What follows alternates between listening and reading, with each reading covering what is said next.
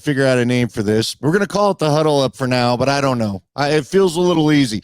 We may have to lean on coach's sort of background there, but for now, that's what we'll call it.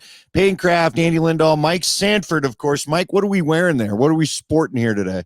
Well, it's a bit of a throwback here. Got a Chelsea Football Club from the English Premier League, and it's Christian Pulisic. So it's got an American touch to it, though he no longer plays for Chelsea.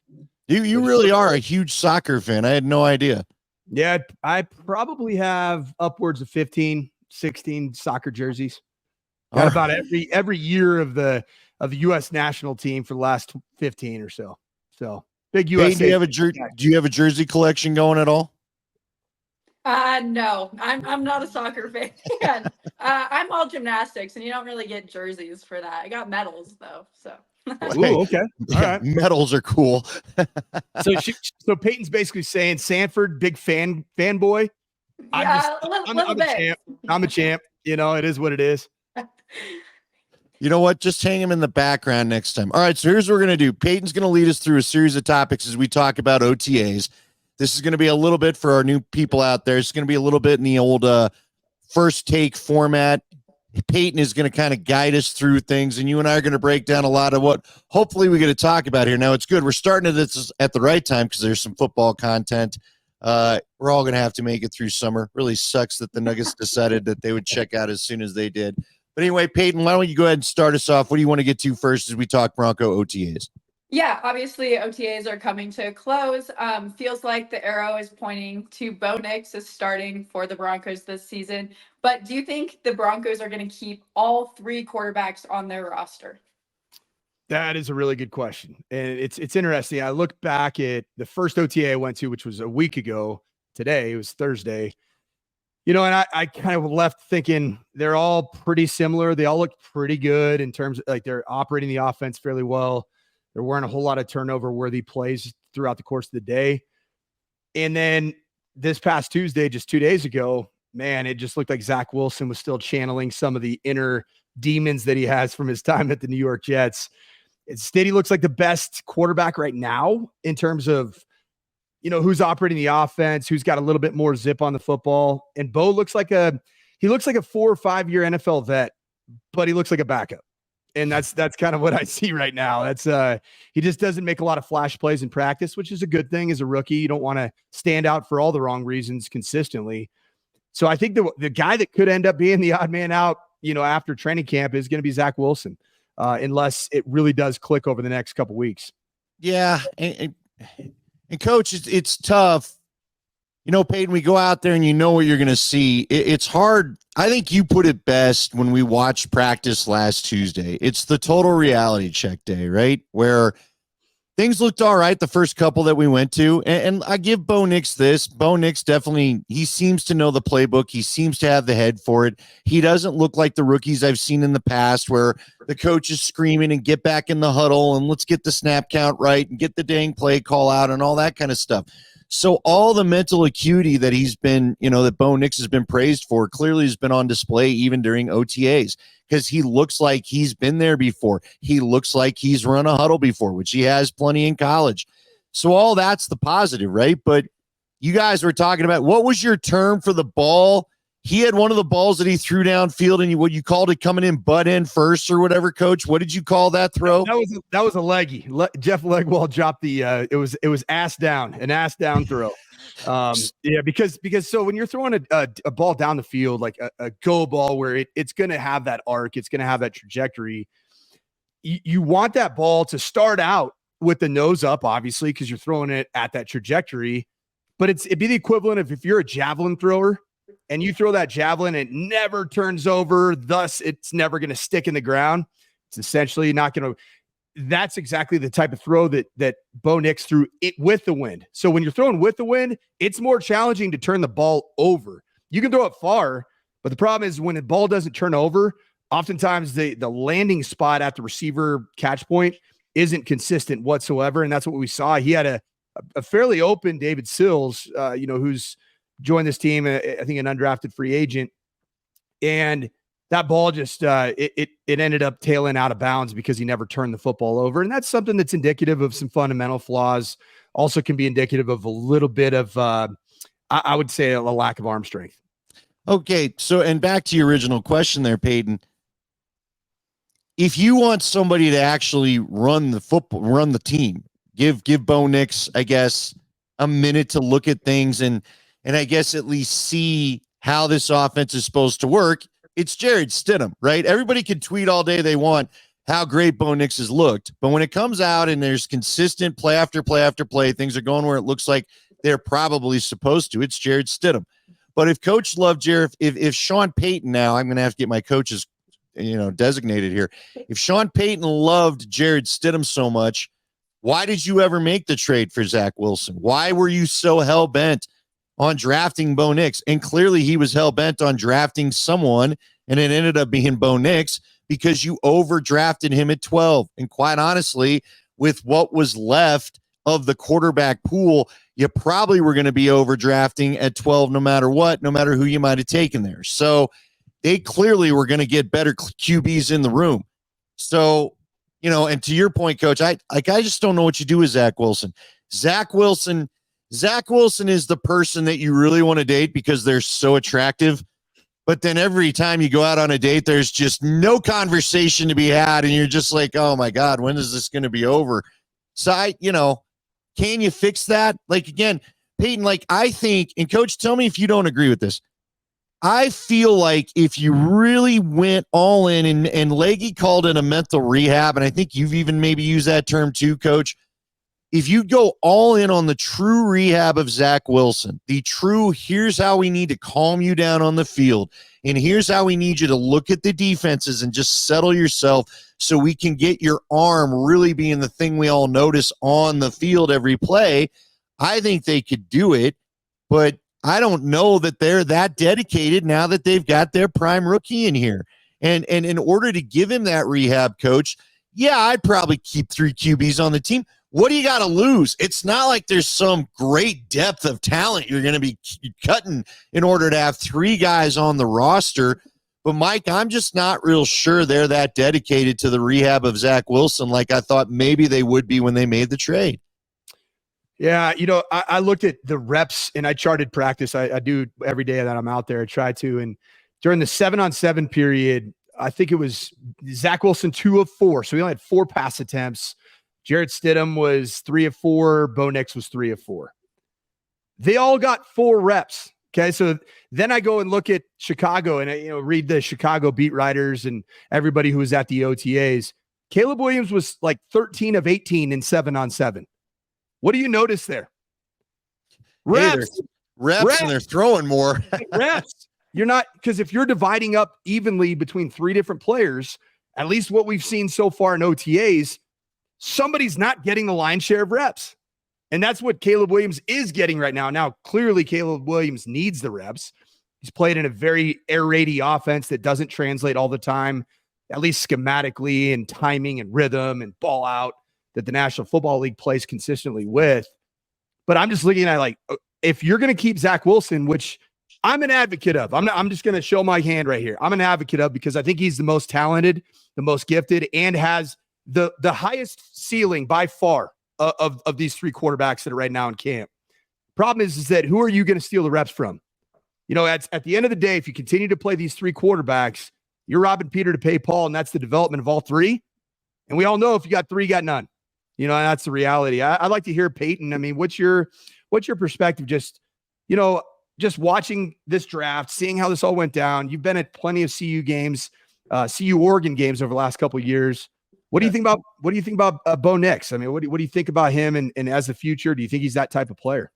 Yeah, well, clearly at Oregon, Bo Nix had a great offense to lean off of. So when you compare him to what he can potentially be doing in the NFL to how he played in college, I mean, just the lack of depth and talent right now on the offense isn't even comparable to what Oregon had in college. Obviously they drafted Bo Nix. They knew they wanted. Sean Payton wanted a rookie quarterback. So I don't understand quite why you would take Zach Wilson and then also take Bo Nix, because same age, I know, and Zach Wilson has that experience in the NFL. So I guess to me, given the lack of talent on the offense for the Broncos, for me. Oh, we lost her. Real quickly, Mike, it's funny that She was going, man. There she is. She's back. She's back. Hold on. Let's get her back in there. All right, go ahead. We lost you right at you were saying that he has he's been a starter. They're the same age. Go ahead. Yeah, so for me, starting Bo Nix, and obviously you can change out quarterbacks throughout the season, but starting Bo Nix as a rookie quarterback right now could be potentially detrimental to his long-term success, at least at the very beginning of the season. So here's what I think is interesting about that, Mike. I also want you to talk about this. So Leggy had pointed out something that I hadn't really even thought about. You were talking about the practice the other day. So Peyton, this is what we got to see. Leggy described it as Stidham and Nix were playing par golf. And he said, Wilson's the only one out there. And you know what? She's about to go off to her golf job. So she's seen plenty of par golf lately. But Wilson's the only one out there pushing the ball, trying to make the big drive, trying to get that underscore, go for birdie, go for eagle, go for whatever. Leggy thinks, though, it's not just the big arm. He thinks it's because Zach he started more games than all these guys in the NFL, which people have to remember. Wilson is the more experienced starter than Stidham, and he thinks that's why Zach is making some throws that maybe you watch from the side and you go, why would you do that? But when you watch the talent that Peyton talked about that they're going to have around any of these quarterbacks who might get to start, I mean, again, I do think this is why Russ did some of the things he did last year. He knew this isn't a 12, 14 play consistently down the field kind of offense. You're going to need a big one. You're going to need to pop one so that you're not going to win 14 play drives with this skill position set, in my opinion. No, yeah, and that's the whole offense of Sean Payton. If you look back at New Orleans, it was predicated and initially built on taking what the defense gives you, throwing the quick game, hitting your slants, your arrows, your spot routes, working what I would consider very traditional West Coast offense concepts, and then started running the football, throwing to the backside of the backfield. And then, after the run game starts getting established, the shots down the field became a staple of Sean Payton's offenses. But it all seemed like the foundation of it was this timing-based pass game where most of the balls were thrown less than 12 yards past the line of scrimmage in terms of air yards from the quarterbacks. And I just don't know if you have the ability to do that and find success to build the confidence of a young Bo Nix, because you're not going to get those same run after catch opportunities.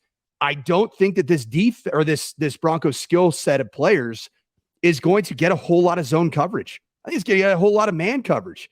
If you get a ton of man coverage, or at least zone coverages that have match principles within them, you're not going to have a lot of those easy completions for the run after catch that you're throwing under 5 yards, under 7, 8, 9 yards. And so I think you're going to have to make some of the throws that Zach Wilson is challenging himself with in practice.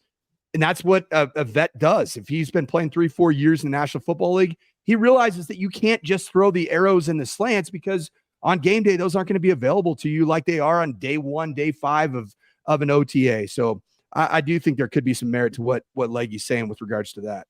Well, and you don't have Jimmy Graham, you don't have Marcus Colston, you don't have Alvin Kamara right now anyway on this roster. Peyton, what else do you want to get to? I told her, Peyton, we're probably not going to get to all your topics. And Mike, we've already taken 15 minutes on the first one. I think just overall, obviously the Broncos ended the season 8-9 last year, and they've missed the playoffs for 8 consecutive years. What would be a successful Broncos team to you this year, and just to kind of Broncos country? I would go with this. I think that if there is optimism and hope about a quarterback, like that guy made us better. Like it might not tangibly end up being that you win 8 games even. Like I don't even know if 8 games is any type of reality. I think you win 5, maybe 6.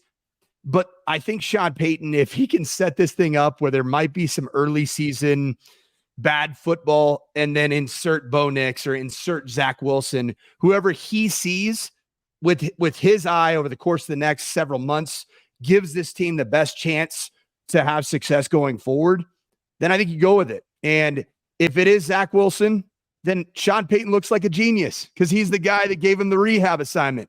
If it's Bo Nix, Sean Payton looks like the genius. Why? Because nobody else in the National Football League wanted him in the first 2 or 3 rounds. And that's a reality. We keep hearing the stories. And if it's Jarrett Stidham, Hey, man, you took basically a yeoman, a guy that's traveled the National Football League, and you made him a starter. But you got to have some hope. You got to come out of the season with some hope. And my desire is that we come out of the season with some excitement about what they're doing offensively.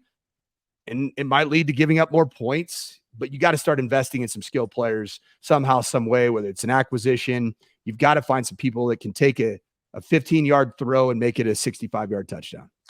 Yeah, Peyton, for me, it's real easy. Because for me, I'm starting Bo Nix. There's nothing that I'm seeing out there that again, Jared Stidham can run this offense if you want to try to win some games, but I'm with Coach.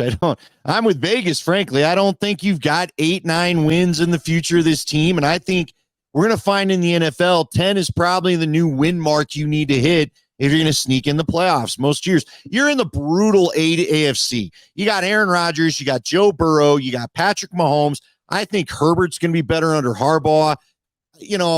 Lamar Jackson, I'm forgetting the reigning MVP. Josh Allen. You got so many brutal quarterbacks to deal with already in this conference. You don't need to make a charge to the playoffs. You know what you need to give the fans? You know what I think could get Bronco fans happy? Show me a Bo Nix who starts game one. Show me a Bo Nix in November that is not making the same dumb throws that he's inevitably going to make as a rookie in September. Show me that there's progress there. Show me that this offense is now looking at 21 to 24 points a game than what could be a struggle at the beginning of the year, which could be back to the 16, 17 that we're so famous for. And I'm talking about offensive points. You show me an offense that in November and December is starting to put up 21, creeping towards 28 points. I'm satisfied. I have hope for the first time in a while that I got a quarterback that's going to stick around. I got an offense that's figuring out what Sean Payton wants. That's all I need to see is growth. That's all I need to see. To me, because guess what? Here's the great thing. If you only win 3 or 4 games, if there's no growth from Bo Nix and it looks like all the negative outlooks are for Bo Nix, then guess what? You're going to probably pick in the top 5 and you just go ahead and pick a different dude. Teams are doing that now. Arizona kind of broke the mold of you can't draft a quarterback number 1 overall in 2 years when they took Kyler Murray after taking Josh Rosen. So I would definitely look at that. But if Bo Nix does show the growth we talked about, even if you're still in the top 4 or 5, then you've got the pick. Then you get to go get Marvin Harrison Jr. or Rome Odunze or whoever that's going to be of the class coming out. You can get him an offensive weapon. To me, to act like there's something different to come out of this season and start Jared Stidham for a couple of, and look, Stidham may get you to a 500 record or whatever. I mean, I doubt it, but he might, right? So there is no reason to start anybody but Bo Nix because, Coach, you talked about it. We all know all the eggs are in the Bo Nix basket. Yeah, right? They are. Here's what I keep going back to. The reason why Sean Payton had Bo Nix as a first-round draft grade talent is because I disagree with you, Andy. I don't think he's going to make a whole bunch of boneheaded mistakes early on in his career. All right. I just don't know that there's going to be those plus plays like that you see from an elite quarterback of making big-time throws down the field, fitting balls into very tight windows, which I keep saying over and over. Open in college football is vastly different from open in the National Football League. And you have to be able to drive the football. You've got to be able to throw the ball on time, which Bo Nix will, but you got to be able to create. The National Football League it's a league full of quarterbacks that create. They find ways to get the second play going, which of course Sean Payton hated last year. Wasn't his jam. Didn't like watching Russell Wilson running around. Well, you got yourself a guy that's going to play on schedule. Now you got to see, can he make those big time throws? That's going to be my question. And if he shows that throughout this year, then I'm a believer because I already think he's going to start the season out not looking like a typical rookie making really, really bad decisions. But what I think it's going to look like is frankly boring football. That's my fear is boring football because there is no plus trait. There's not the big arm. There's not the incredible elusiveness behind the line of scrimmage. He's a good athlete. He's a linear athlete. He's not a change of direction, elite type of player. I have my concerns about what does growth for him look like. I think it looks like some physical, like he starts figuring out how to fully use his lower half as a passer so he can become a guy that's not in the bottom third of the National Football League in terms of arm strength. Yeah, I fear the check down is what kind of he's talking about, Peyton. We've seen it in the past, and a whole lot of let me throw you short of the sticks and let my guy make a play, because they didn't make plays last year. They did plenty of it last year. Guys weren't breaking tackles. It was angering to watch, quite honestly. I remember that my peak of frustration last year came. I mean, there were a lot of frustrating points, but there was a play early on where it felt like, I want to say it was against the Commanders. So that would have been game 2, where like Adam Troutman catches a ball, couldn't break a corner's tackle to simply get the next. It was your big tight end in a corner, and he got you down when you only needed a couple more yards on that play to move the sticks, and you couldn't do it. I worry that there's a lot of that in front of us. Look, Peyton, we all know how much you love to watch football. You were around the CU program the last 3 years. We've kind of talked about. What do you want to see? You're a fan of football. What do you want to see from this team? Yeah, I think it's hard to start. The first game's against Seattle, and having a rookie, I'm not talking about talent, I'm talking about the overall atmosphere of playing in that Seahawks stadium. And to have a rookie be that your first game, I think I'd rather see Zach Wilson or Stidham start the first game, still kind of have Bo Nix be there, but then have him start out first game at home against Pittsburgh and see where it goes from there. I think I'm just talking, like, I'm a big fan of how an atmosphere can kind of control a game situation. And I think starting your first NFL game in Seattle will be really hard for someone who hasn't yet competed at that level. Coach, is there something to let Jared Stidham get the first? And I keep going with Stidham. I mean, look, to me, we know what Stidham is. If you're going to go with somebody else, then show me some Zach Wilson. I guess in fairness, we kind of know what Zach Wilson is, but I don't know what Sean Payton's version of Zach Wilson is. I wouldn't mind getting a look at Sean Payton's version of Zach Wilson, but so far, it doesn't look any different than a whole lot of what we've seen with the Jets. When you look at the famous play from OTA the other day where he decides, you had pointed it out, Coach, he calls the wrong protection, so the blitz gets on him, and then he jumps back from the blitz and throws it right to a linebacker. I mean, again, none of that was a good decision. Is there something to let somebody kind of take the first 4 or 5 games so that Nix can settle in and watch from the sidelines? Do you truly learn that way at all?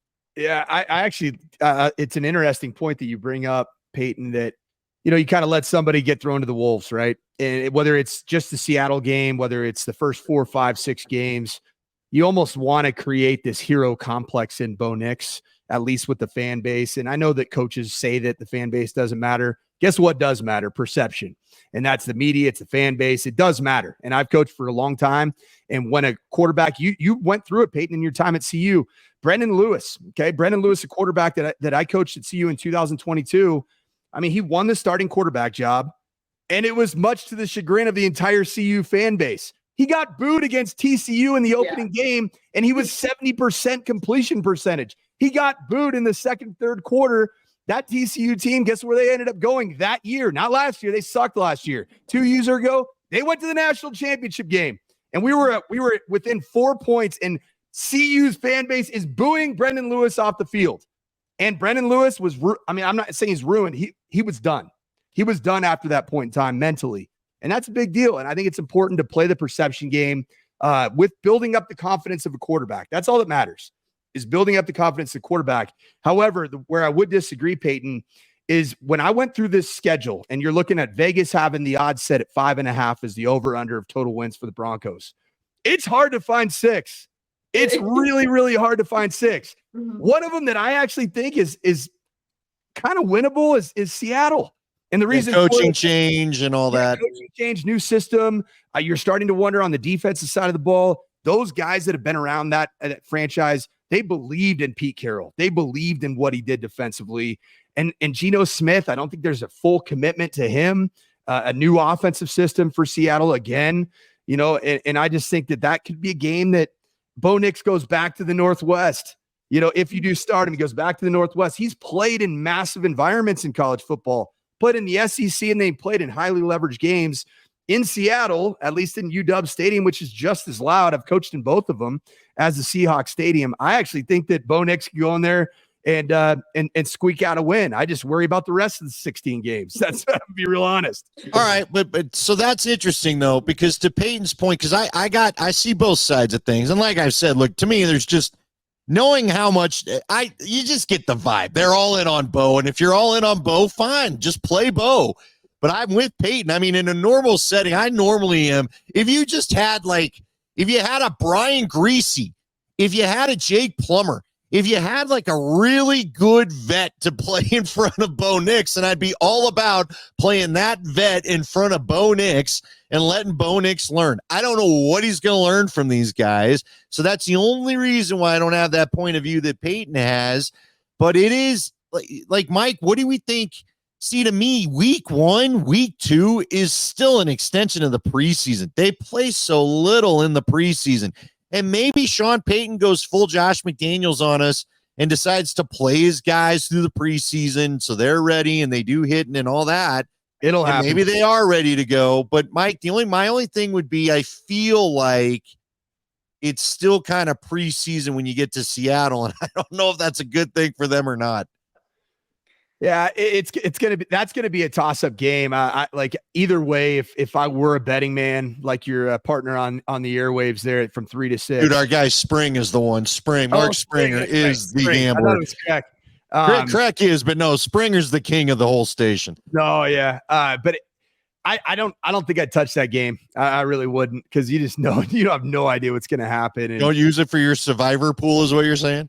Yeah, because I actually think that there is a good chance that the Broncos go and win, but they also think there's a chance they go there and get wiped off the face of the earth as well, just because of the environment, a lot of new players, guys that haven't been in those roles, not just at the quarterback position, but shoot everywhere, man. Like Marvin Mims hasn't been an NFL starting receiver, and people are talking about Marvin Mims being a starting receiver on this team. I mean, Lucas Curl, he barely been a roster an active roster player. He might be the starting tight end, in your opening game.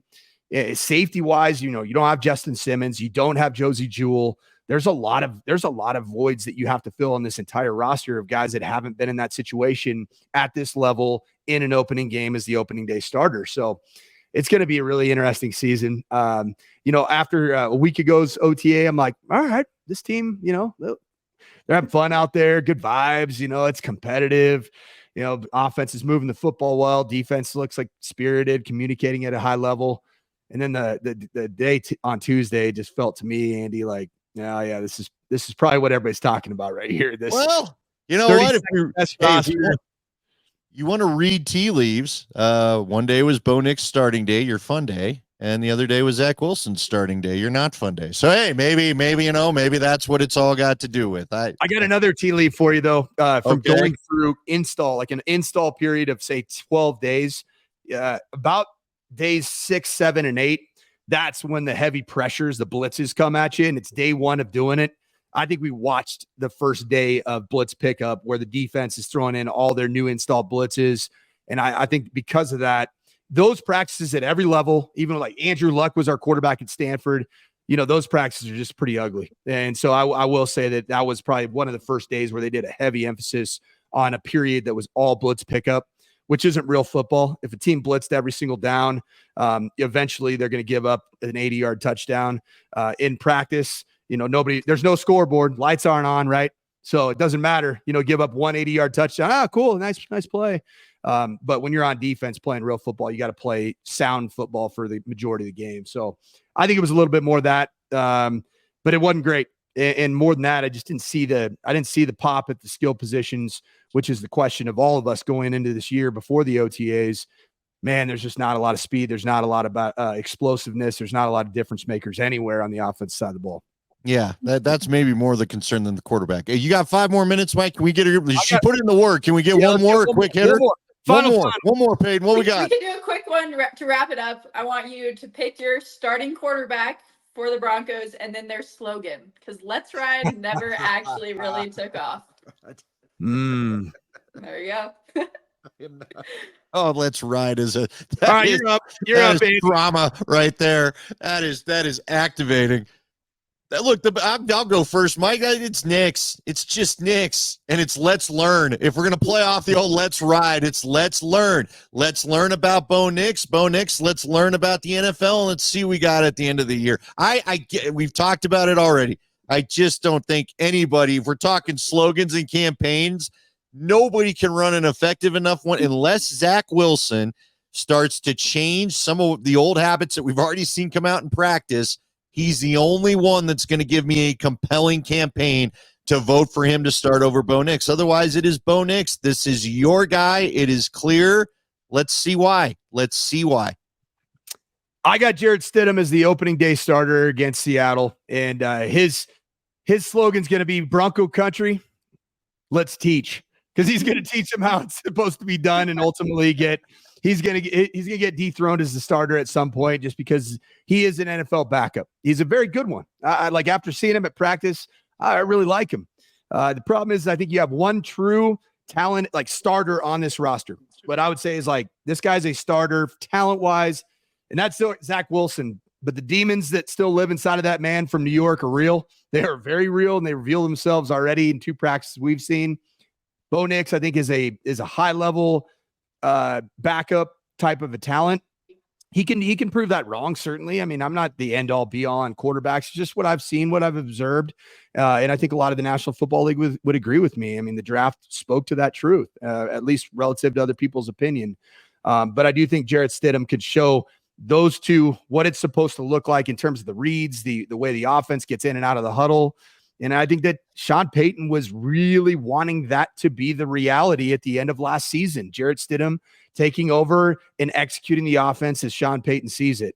I think that I think we're going to see Jarrett Stidham at the beginning. I really do. I didn't think that before the 2 OTAs I was at, but I do think that he's going to show the ropes. He's going to take his lumps. And then there's going to be an opportunity for Bo Nix to go in and be the hero, because he is a better athlete than a guy like Jarrett Stidham. He can extend plays with his legs. He can run the football. And I think that he's a guy that's going to have toughness in Bo Nix. So I think that Bo Nix ends up being the starter by the end of the season. And I think it'll probably be like week 5. Real quick then, Peyton, I predict, if Coach is right, that the Broncos, when the Raiders come to town on October 6th, that'll be when Nix gets his first starting nod. Gets 4 games out of the way. He doesn't have to face a very good Jets defense, a pretty good Bucs defense on the road. He avoids those 2 dates. Then you get 2 home games and off to New Orleans with Sean's new toy. That's my prediction now. Here's my new Drew. Yeah, here's my new Drew, and then everybody's ready. Who do you think, Peyton? Do you have a slogan and a QB? I got a slogan. My slogan's just, it's go time. I know there's lots of things that are up in the air with this team. It's just time to throw a quarterback out. I think Stidham's going to start, and I think Bo Nix 1 or 2 games will then become the starter. But like I said, it's go time for the Broncos. It's time to kick it off and just see what happens. All right, then, real quickly, I got one for you guys as we'll wrap it up by 05 here. If we do see Stidham start, do we see all 3 QBs by the end of the year? Because I do think they're keeping 3. Yes. So Zach Wilson gets a little. Yeah, I think the factor that none of us can really predict, and even Sean Payton can't predict, is there might be a moment during training camp where there is an exorcism of the demons of New York from Zach Wilson, and it comes together. And if that's the case, he'll probably start the opening game. That's what I would say. All right. Peyton, do you think all 3 play? Yeah, I think all 3 play. Right now, it's still up in the air. Maybe after the preseason games, we might get a better picture. But right now, I think all 3 are playing. Okay, I'll say this. If Stidham does start, all 3 definitely play, because Stidham might be the second one in the rotation, or Wilson might be the second one in the rotation if that happens. All right. Good little first go here, guys. Check in with us. We're going to try to figure out a date and time. We keep next week's going to be interesting because we got to go to mini camp. Now, mini camp's great because we get to watch all 3 days. And of course, you can catch Mike on Altitude Sports Radio on Mondays and Fridays. So we'll let you know. Look for Twitter. We'll tweet it out on all the social channels when we'll do this again. But next week will be fun because we'll get 3 days to watch and react to before we get done here. But otherwise, thank you for joining us all. We'll talk to you next week. Appreciate you.